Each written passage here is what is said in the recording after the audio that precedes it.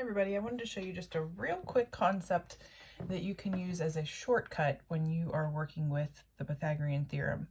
There's something out there called Pythagorean triples, which are basically three whole numbers that work in the Pythagorean theorem. We know, and even from the examples that you worked on yesterday, that of course we don't always have to have these nice, neat whole numbers in our triangles. But if you start to recognize these triples, it will just make your life so much easier as we go through some other problems in this unit. You might be able to tell right away from looking at a triangle if it's a right triangle or not, because you know some of these.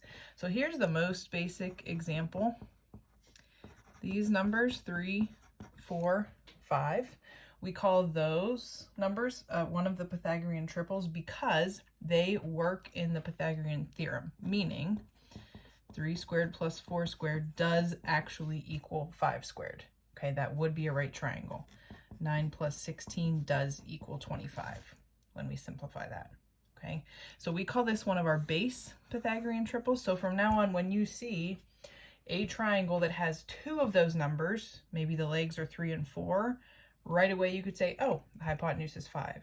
Or maybe you know a leg is 4 and the hypotenuse is 5, you could say, oh, the other leg is 3. No work required. Multiples of that work as well. So imagine you took this triangle, 3, 4, 5, and made it twice as big. Now we would have sides of 6, 8, and 10. So multiples work as well. Times 2, times 3, times 4, as much as you want. Okay. Some of the other base triples, and I'm just going to give you the common ones that we'll see. We also have 5, 12, 13. And of course, multiples of that as well. So if you doubled that one, 10, 24, 26, etc. Right? You could do 15, 36, 39. Another common one we'll see is this 7, 24, 25. And you can test any of these out. If you're not convinced that those are Pythagorean triples, plug those numbers into the Pythagorean theorem. You'll see that they work out. And then the last one I'm going to share with you is 8, 15, 17. And again, these are just examples we'll see quite often.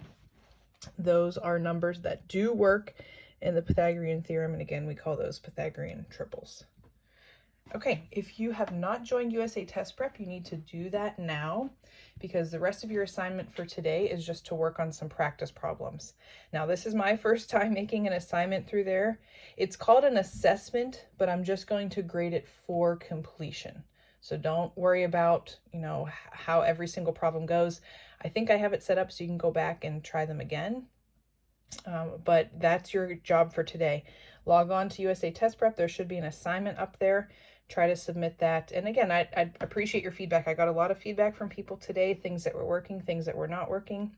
So please continue to share that with me. Okay, get working on those Pythagorean theorem problems. See you guys.